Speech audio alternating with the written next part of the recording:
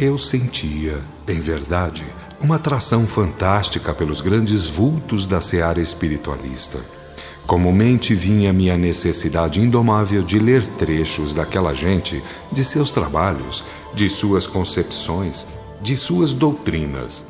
Naquele dia, ou mais propriamente naquela noite, pesou-me na vontade de ler alguma coisa de Orfeu, o iniciado délfico. Não sei quantas vezes li o seguinte trecho.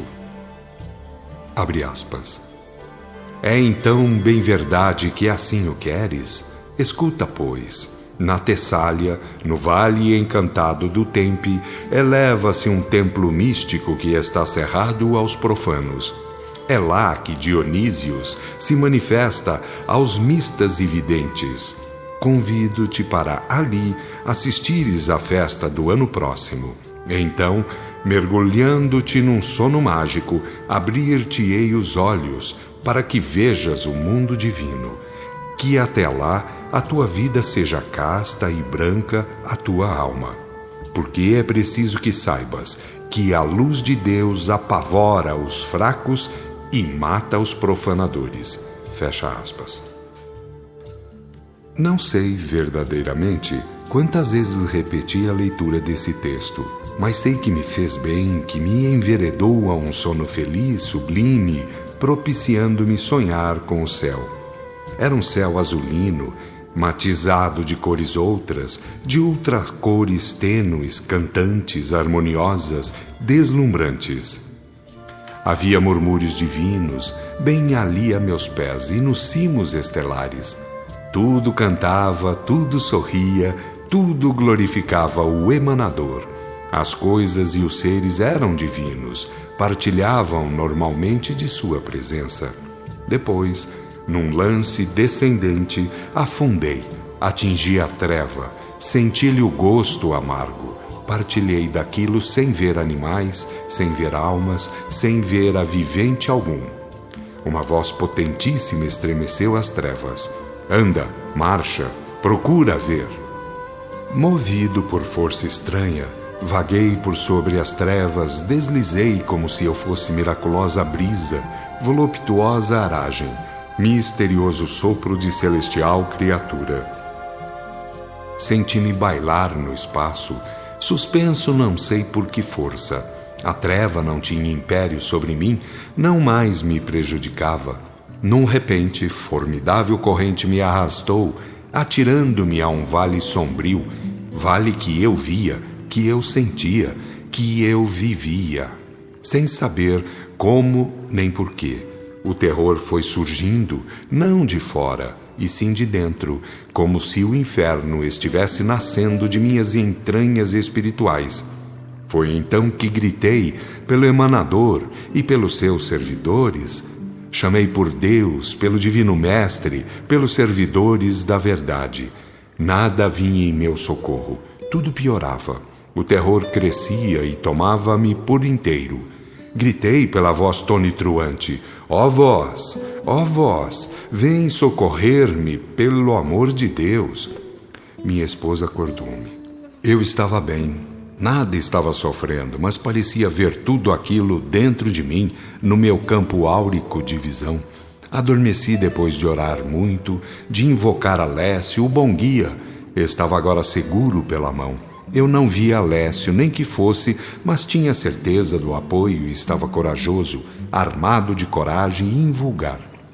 As trevas apareceram, mas não me causaram pavor. Eu apertava aquela mão, não podia imaginar em largá-la. Sentia que, sem ela, tudo seria de novo terror.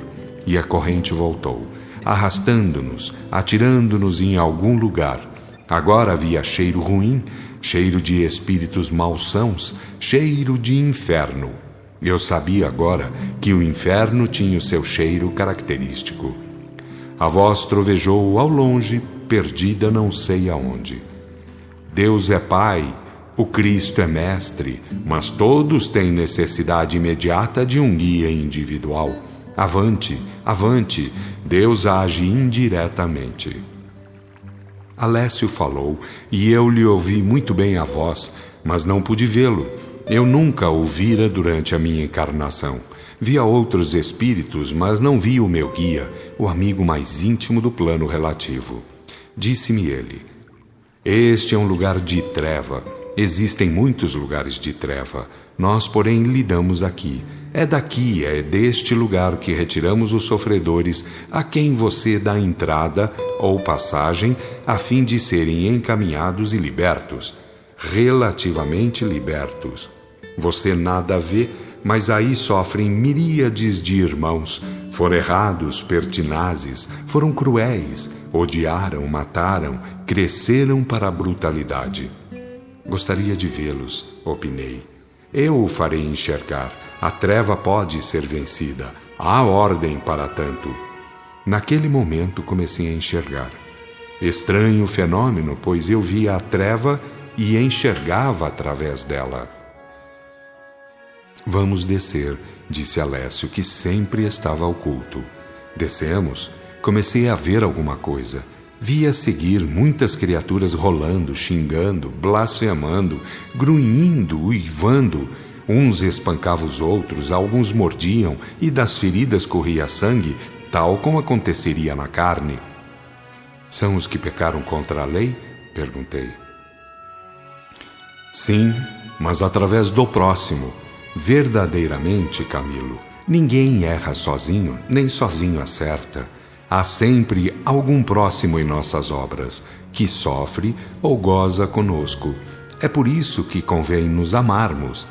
Deus é base, a lei é base, a justiça é base.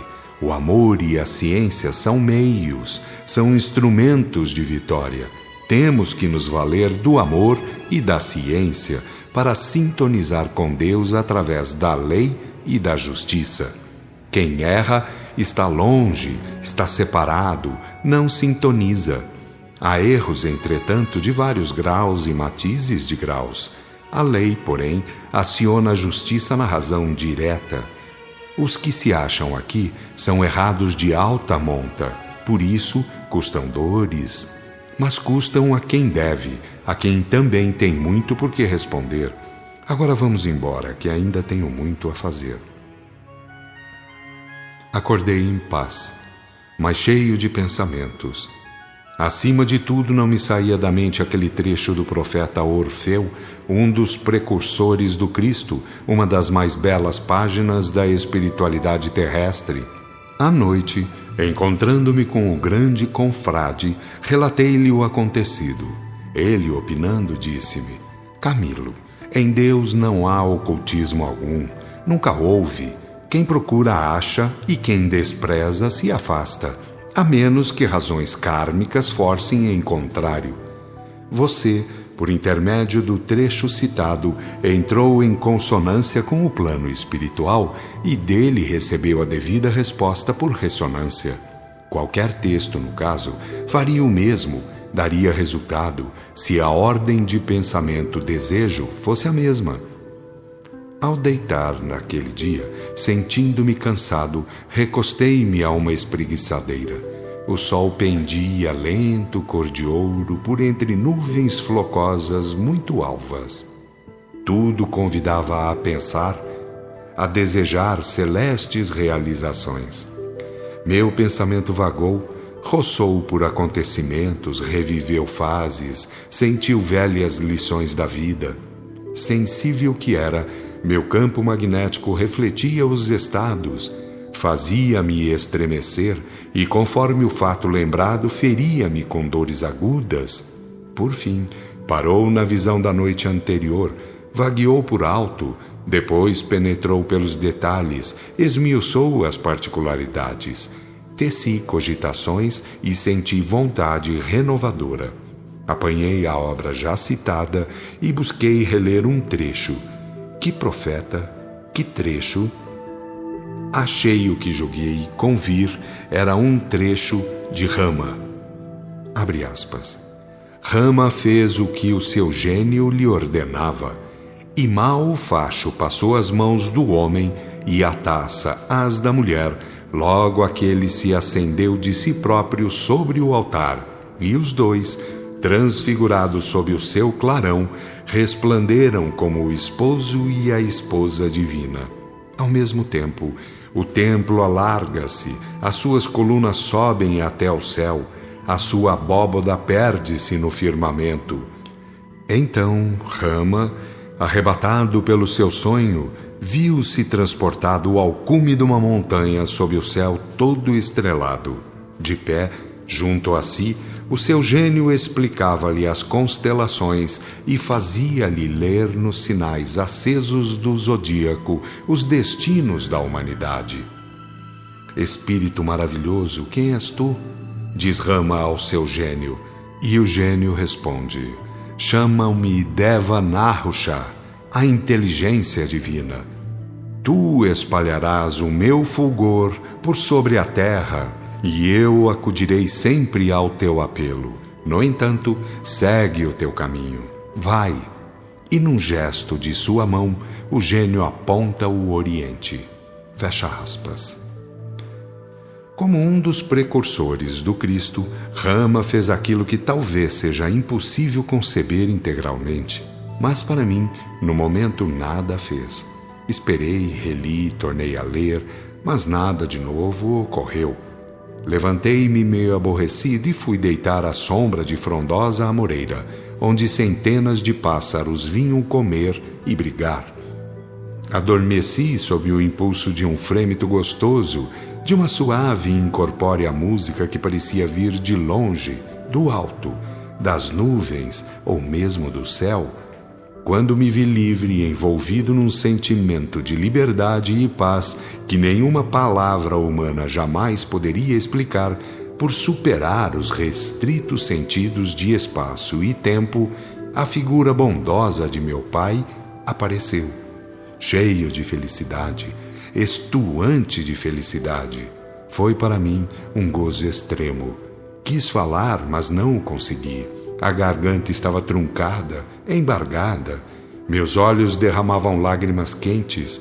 Minha mente recitava uma prece. Eu sentia, sem querer, estar ali uma graça de Deus. Vem comigo, disse-me ele, estendendo-me a mão direita. Dei-lhe a mão e acompanhei-o. Subimos espaço acima, lentamente a princípio, depois mais ligeiro, a seguir velozmente, como se o vento celestial nos estivesse embalando no rumo dos céus superiores. Onde iríamos parar? Para quê? Meu pai olhou-me com extrema bondade, respondendo ao meu pensar: não te importes, acaso Deus não sabe o que faz? Quis responder, mas ainda não podia falar. Um nó de garganta tolhia-me a fala e fazia-me pensar e nada mais. Todavia, subíamos, íamos varando fronteiras, atravessando regiões, escalando planos astrais. Num mundo róseo, feito de fragrantes vibrações, onde a natureza era acima de explicações humanas, porque tudo era por demais celestial, pousamos. Eu estava extasiado, incorpóreo, esquisito, feito música divinal e não como homem, e não como espírito. Meu pai brilhava, eu brilhava, o ambiente fazia-nos brilhar.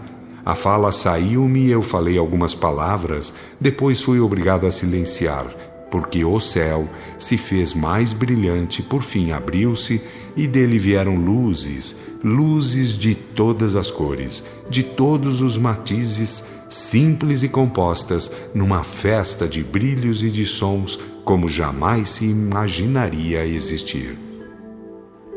Nossos olhos queimavam, porque éramos obrigados a semicerrá-los, mas queríamos ver, apreciar, sorver aquela majestade celestial. Aos poucos, aquelas luzes se fizeram seres, e divinizados esplendentes de luz e de som. A caravana estacou no meio do céu-espaço, formaram filas, dispuseram-se em linha, olharam para as alturas brilhantes, ofuscantes. Trombetas vieram, feitas de luzes, coruscantes e que pareciam tocar por si mesmas. Todavia, cada ser apanhou a sua e colocou-a na boca. Houve então um silêncio profundo. O céu espiritual cessou a sua vida ruidosa. O céu-espaço idem. A terra não existia, não se via. Tudo eram quietudes, profundas quietudes, silêncio absoluto. Houve expectação. Um segundo valia por milênio. Os seres divinizados olhavam para as alturas brilhantes, ofuscantes, mas entregues àquele silêncio absoluto, infinitamente silencioso. Em dado momento, romperam as trombetas os seus toques. Eram sons vivos, coloridos, furtacores, ultracores. Clarões sobre clarões fizeram-se nas alturas. 2 estrelas surgiram do centro fulgurante. 2 estrelas, divinamente majestosas, gloriosamente sublimes, deslumbrantes, a mais não se poder avaliar. Vieram descendo, até pararem no centro dos seres que faziam sonir as trombetas, cujos sonidos se estendiam ao infinito.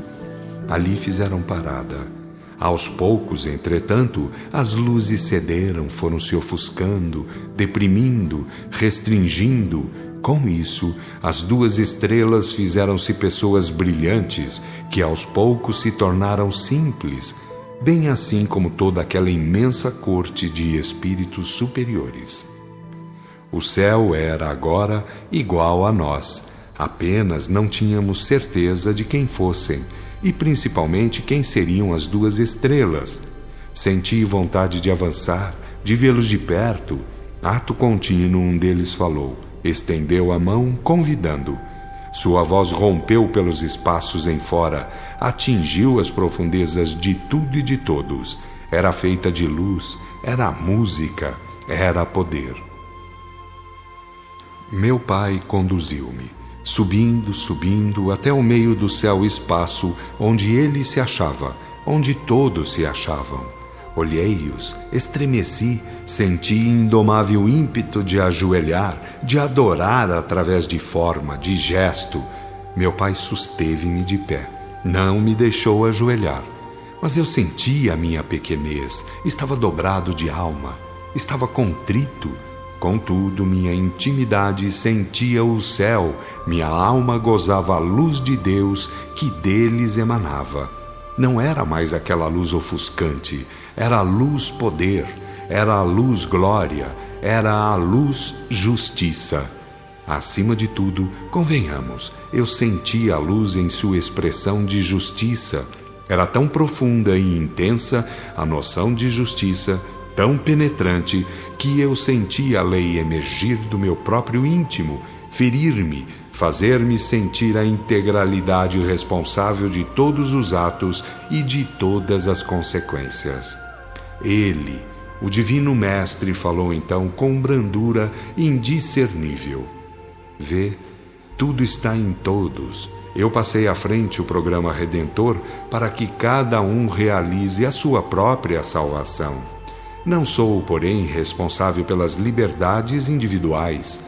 Dei-vos o exemplo e, segundo a vontade do Pai, enviei-vos o Consolador, o Paracleto, a revelação. A minha igreja está sobre ela estabelecida. Ninguém a corromperá eternamente, porque os tempos novos virão e os meus discípulos a farão ressurgir, cada vez mais ampla, mais profunda, mais intensa. Ele fez silêncio e o silêncio invadiu o infinito. A seguir falou, ordenando num tom de autoridade e amor. Vai, repara as faltas, semeando a boa semente da verdade entre os irmãos. O céu fez-se brilho, sons e glórias. Todos passaram a brilhar. Aqueles espíritos superiores começaram a fazer sonir as trombetas e o céu-espaço encheu-se de vida, de melodias, de glórias. Os 2 fizeram-se estrelas de novo e foram subindo até sumirem na luz plena. Parece que em Deus, na divindade, que embora sendo íntima em tudo e em todos, não pode ser vista nem partilhada pelos que ainda são inferiores. Fomos descendo. Em caminho prestes a chegar, indaguei. Papai, Quem era aquele que lhe estava ao lado? Rama. Devo dizer-te, porém, que Rama teve muitas vidas mais, sempre militando na seara espiritualista. Posso avançar também que viveu a personalidade de um dos maiores profetas hebreus, tendo vindo também como precursor do Senhor. 10. Nota de rodapé. Deve se referir ao profeta hebreu Elias e ao precursor de Jesus, João Batista. Fim de nota. É encantadora a doutrina da verdade. Pelo menos nada se perde, tudo é contado, seja o bem ou o mal, seja a sabedoria ou a ignorância. Resta-nos é respeitar a lei, porquanto em sã verdade. Deus está acima de cogitações, o Cristo faz a vez do mestre, a justiça se impõe e o Espírito, nós, tudo quanto temos é em comum com a lei. Podemos fazer de conta que nada importa mais do que a lei, porque ela é quem, em tudo e por tudo, nos garante o que bem entendermos de querer, seja a paz ou a tormenta, seja a sabedoria ou a ignorância. Como, porém, tudo é em Deus, ele interrompeu-me para emendar. Como, porém, tudo é Deus, o relativo tende a se integrar no absoluto. Deveras, tudo é uma só unidade, que se expande ao infinito. Chegamos. Ali estava meu corpo estirado, respirando, vivendo a sua vida vegetativa. Meu pai, olhando-o, observou. Esse instrumento bendito já não irá muito longe. Trata de fazer o quanto possa, porque vale a pena, não é mesmo? Olhei o meu corpo envelhecido, cansado, esgotado. Senti alguma coisa estranha invadir-me. Era um sentimento de respeito, de gratidão, de amor por ele, pela imensa serventia que me oferecera. Meu pai disse: Vai e faze o quanto podes. O gênio de Rama assim ordenou na primeira hora. Eu te digo, vai na última, porque não sou o teu gênio, e sim o teu irmão, que no rol das funções terrenas foi o teu pai. Há, porém, muito amor em mim. Corriam-lhe pelas faces uns filetes brilhantes. Sob aquela influência despertei, sentindo a presença do céu em mim. Depois daquela visão do Cristo, e pelo quanto o corpo estava exangue, fisiologicamente a afindar, minha vida psicológica mudou muito. Havia tido visões, entrara pelos infernos, investigara as zonas relativamente felizes, porém, a visão do Cristo marcara de modo estranho o meu caráter. Surtira em mim, daquele dia em diante, uma nova afeição da verdade, um novo conceito do bem e, acima de tudo, a mais vigorosa consciência da divindade interior. Realmente, posso dizer o que vale a vivência de Deus e do Cristo, quando se tem de tal modo manifesta na própria estrutura psíquica, por tê-la intensamente vivido. O espírito transpõe os umbrais do racionalismo frio, ou quente, se é sectário, enveredando pelos rincões ultraclaros da mais sã espiritualidade. Vislumbra o céu exterior através do interior, fremendo de gozo indefinível, saturado de sentido moral sublime, capaz de, por si só, dispensar todos os argumentos do mais devotado cálculo. É a ultrafania que vive no ser espiritual por ressonância vibratória. Não há mais que investigar e discutir, apenas para todos os efeitos, importa ceder ao impulso divino que sustenta e embala a nova característica psicológica, por constituir o grau dinâmico esplendente, ou, como dizem modernamente, ultrafânico. Vivi, portanto, mais 2 anos por entre os embaraços carnais. Isto porque, a ser fiel para comigo mesmo, não existe quem viva na carne o melhor grau ultrafânico, a mais subida expressão espiritual. Pelo contrário, quanto mais a alma se sente em sintonia com o plano superior, a ponto de cair em êxtase, tanto mais se ressente dos grilhões carnais. Dizer em contrário é criar contradições, é fazer o que há sido feito, dizer e desdizer, numa torrente pernóstica sufocante, através de raciocínios forçados, muito calculados, mas plenos de erros e contradições. Vejam que, apesar de querer esconder, quem isso faz se afirma acima do mundo, enquanto que também se diz sofredor, comprimido pela mesologia grosseira e vítima de incompreensões. A verdade, entretanto, é que realidades são realidades e aparências são aparências. Quem, por verdadeiro dinamismo espiritual, alcança sintonizar com o grau aqui chamado crístico, por certo, repete com o Cristo. Entre aspas, o Filho do Homem veio do céu e está no céu. Mas a carne que precisou de pastos animais intensos viveu normalmente a plenitude biológica, que usou da terra suas delícias físicas. Por certo, não é quem pode falar em superações de ordem carnal. Nem mesmo pelo vencimento do ciclo viril, nem mesmo pela decaída fisiológica em geral, podemos afirmar o que é marcação, o que é vinculação física e perispirital. Quando muito, é bem o caso, a criatura pode se afirmar como sensitiva, médium ou facultativa, um agente passivo para certas influências positivas.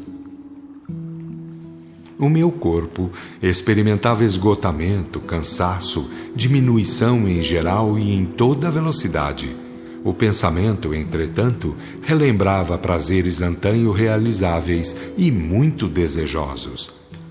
Enquanto isso, o espírito lutava em abono do Cristo interno, cuja antevisão me fora dado saber, sentir e gozar na vivência do Cristo externo, tão glorioso, tão cheio de esplendor, feito à imagem da própria autoridade. Com o decair do corpo e dos regalos inerentes, não decai o pensamento, ainda que saturado daqueles santos ungüentos. E então entram em choque múltiplos fatores de ordem biológica, assomando à frente da grei material o estandarte do sensualismo. Ao menor descuido, ei-la apanhando a mente de improviso, assaltando a esfera mental e incutindo desejos impossíveis de realização, e por isso mesmo confrangedores, assoladores de angustiosos estados e deprimentes situações. Não é tão fácil cristianizar o espírito, fácil é ser cristão intelectual. Até mesmo consciencial é fácil de ser, mas ser um espírito cristianizado é muito diferente, porque é vencer o animal, porque é vencer de uma vez para sempre uma metade da realidade biológica. Por isso mesmo, aos que se acreditarem bastante espiritualizados, por se sentirem fortemente relacionados com o plano espiritual, recomendamos fazer a seguinte pergunta: serei mesmo um espírito superior, sublimado e individualmente valorizado, ou será tudo isso mera questão de ordem mediúnica, pura questão funcional facultativa? Concito a este raciocínio, porquanto sei de quem se julgou muito acima da confraria por entrar em contato com o plano espiritual superior, legar boas obras doutrinárias à biblioteca espírita e ser muito reverenciado pelos contemporâneos. Entretanto, não passara de um grande devedor, vastamente arrependido, decidido a uma farta recuperação e por isso mesmo aquinhoado com o direito de tentar semelhante função mediúnica. Pouco ou nada houve nele de importante sem ser a vontade recuperadora. Fora apenas um obrigado e não um devotado. Sim, foi uma questão de obrigação e não um caso de devoção. Com a desencarnação não se encontrou como pré-julgara. Estava mais livre, mas era ainda bastante inferior, muito mais do que poderia julgar-se. Por que, irmãos, não devo contar tudo como de fato o foi? Seguindo a trilha da verdade simples, confesso que me julguei, no fim da vida carnal, alguma coisa melhor. Um caso apenas, um caso como milhões de outros. A diferença é que me comprazo em relatá-lo para que sirva de exemplo a outros. A minha parte, sem dúvida, deve ser essa mesma, para ser fiel a Deus através de mim mesmo. De resto, que grande crime é ser presunçoso num mundo como a Terra, sendo parte de uma demografia tão rudimentar em valores intelecto-morais? Não era senilidade, fica bem entendido. É que eu tinha visto muitas coisas, na terra e no céu, inclusive Jesus Cristo. Num fraquejar de espírito podia muito bem julgar-me um grande missionário. Não podia? Os últimos 400 dias de vida sobre a terra, passei-os fazendo alarde dos primores de espírito de que não era detentor. Os maus bocados, e foram tantos, contava-os como atos de sacrifício em prol da humanidade, tal qual como se fora um novo Cristo. E as belezas vistas e vividas eram apenas testemunhos do céu em favor de minhas altas validades hierárquicas. Chegou, porém, a hora do grande ajuste, a hora do dá cá, toma lá. E tudo não ia além de quase nada, porque quase tudo fora pura questão de adiantamento. O que me dera o céu, por antecipação, em instruções e oportunidades, mal estava resgatado. Os juros da obrigação cumprida eram a paz merecida e novas oportunidades no porvir. Nada continha, porém, da auréola dos espíritos cristianizados intimamente. Minha importância era uma autoblague. Caído o véu da aparência, restava o espírito ainda 2 vezes falho. Uma vez falho por dívidas contraídas e outra vez por involução. Pura e simplesmente isso. Cumpria-me resgatar faltas e trabalhar pela iluminação interna. Estava ainda por me cristianizar.